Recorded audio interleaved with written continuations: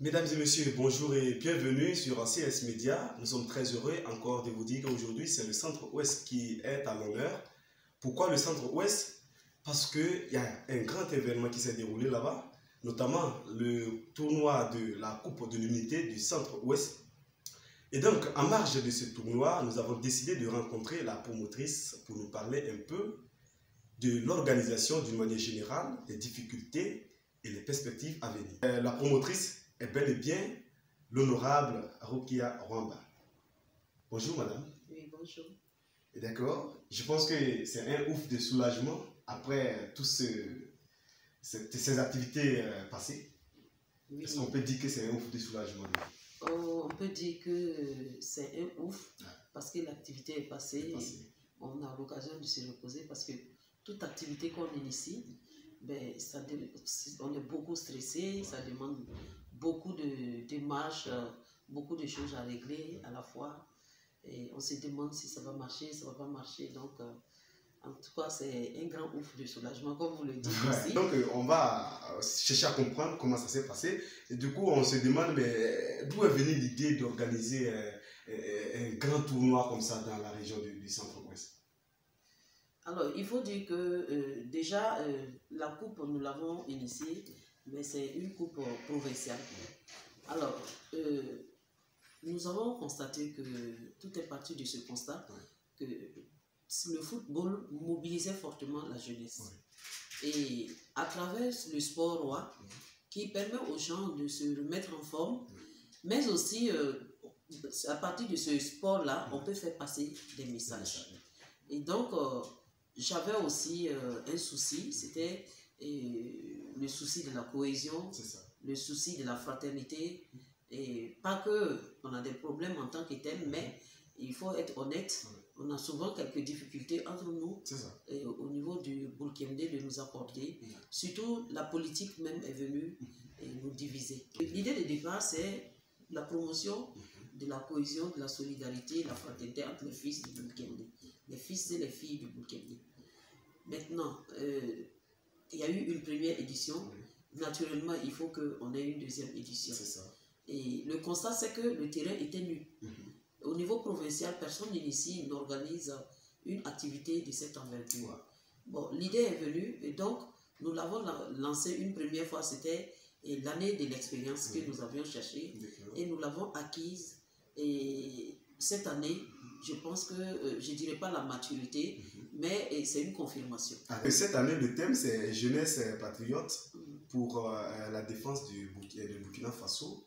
Nous disions oui à l'appel du président du Faso. Pourquoi le choix de ce thème?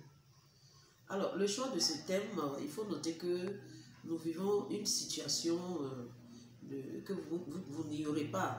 Nous sommes envahis par des forces du mal et qui essaient d'endeuiller nos familles et nos vaillants soldats, les forces de défense et de sécurité qui nous protègent chaque jour que Dieu fait, et on en dénombre des morts, et les populations civiles aujourd'hui font des frais, donc nous disons trop c'est trop, et le président du Faso a lancé cet appel à la jeunesse du Burkina Faso, et cet appel a été interprété de diverses façons, et c'est comme ça que le chef de l'État a lancé son appel, et nous l'avons bien compris, et je pense que la province du Burkina, la jeunesse de la province du Burkina a bien compris l'appel du chef de l'État, et donc nous pensons que le thème est d'actualité, et c'est pour cela nous avions retenu ce thème, et nous avions aussi ajouté qu'il ne faut pas qu'il y ait la division entre nos communautés. Parce qu'au Burkina Faso, nous ne connaissons pas cela. Et donc, nous avions profité, en tout cas, de ce tournoi-là, pour faire passer le message de l'appel du chef de l'État et inciter tout le monde à s'engager et à répondre à cet appel. Et un grand oui. Est-ce qu'on peut dire que votre message est passé? C'est pas qu'on peut dire. Au regard de ce que vous aviez vu comme mobilisation, sachez que le grand oui est même petit. Et la jeunesse a répondu très très très favorablement à l'appel du chef de l'État. Et elle est déterminée pour protéger le Burkina Faso, sa patrie. Il n'y a pas de problème, on va parler de la particularité de cette année. Qu'est-ce qui a fait vraiment la force de cette organisation? La particularité de cette année, il faut dire que nous avions eu la chance, en tant qu'élus, députés, et notre président de l'Assemblée nationale, et nous avons sollicité pour le parrainage de cette finale. Et naturellement, il n'a pas hésité à nous accompagner. Au regard du thème, je dirais que le président de l'Assemblée nationale a bien voulu nous accompagner. Et vous savez que c'est la deuxième force du pays. Voilà, donc, et en accompagnant le sport, il a voulu aller au-delà, aller à la rencontre des forces vives.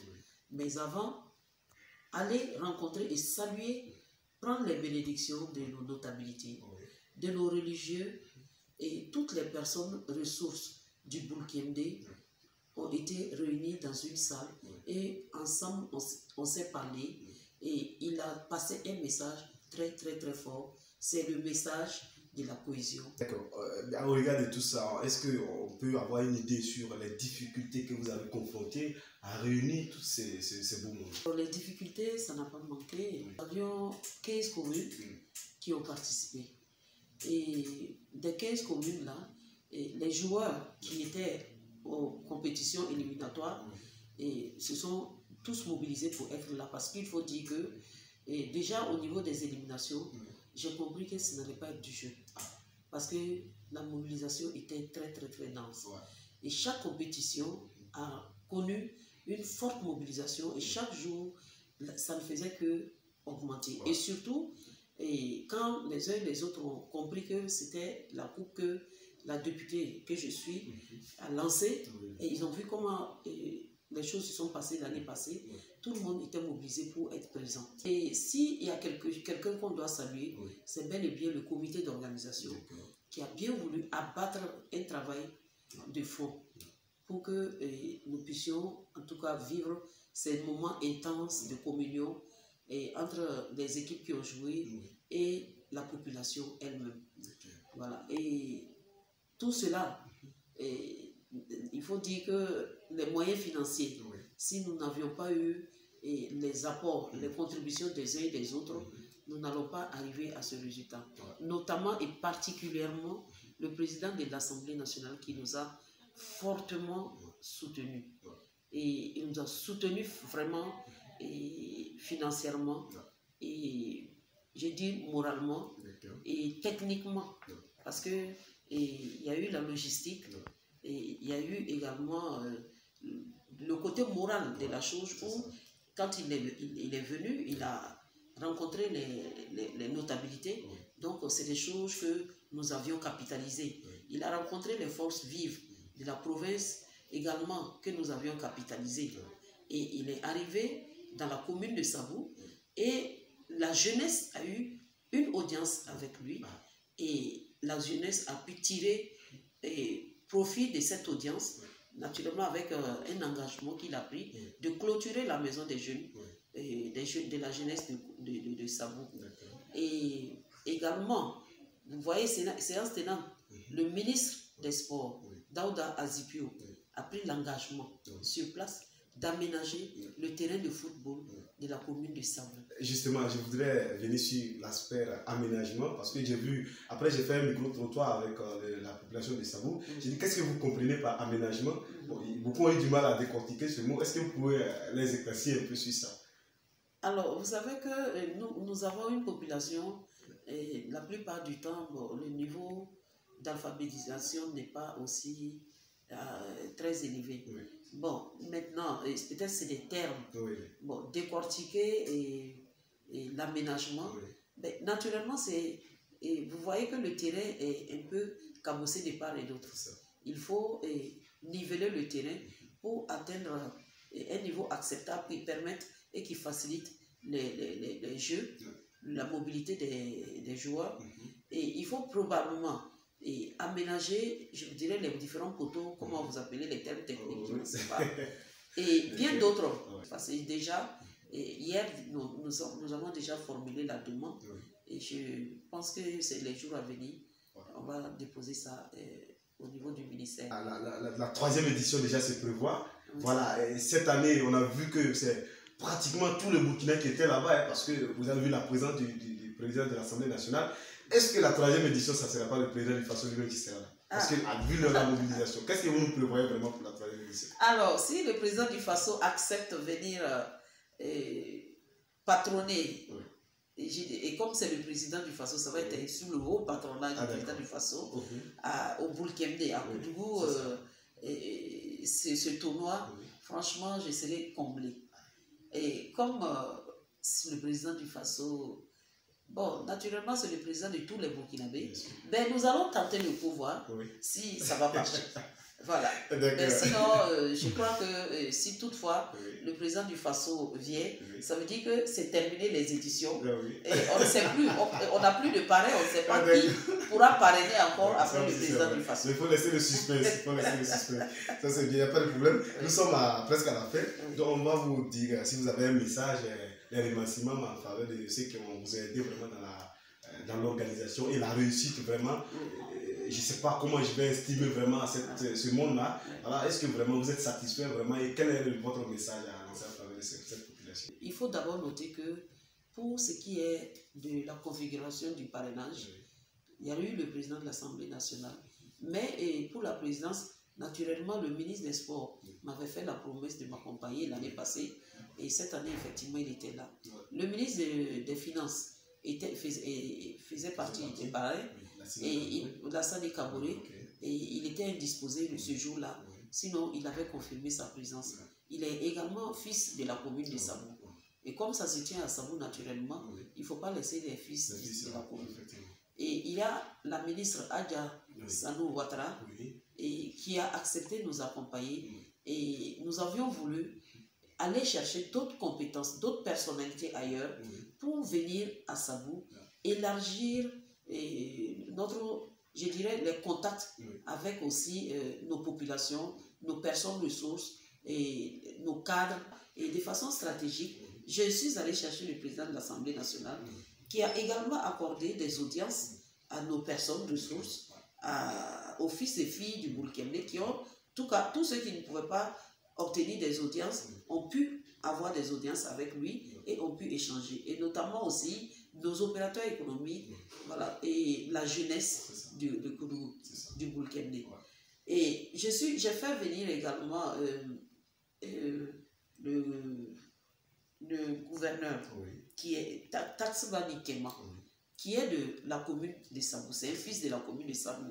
Un tel événement, si il n'est pas partagé avec les fils de la commune, ce n'est pas du tout intéressant.